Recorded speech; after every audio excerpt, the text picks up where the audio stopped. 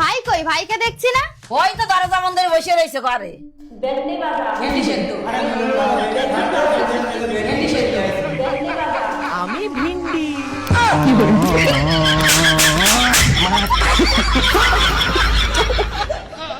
ভেন্ডি রান্ধিছি দে, কালকে তো কিছু খায় না।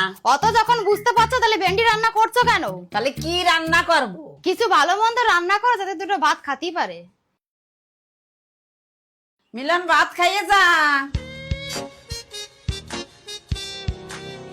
আয় ভাই খাতি বস।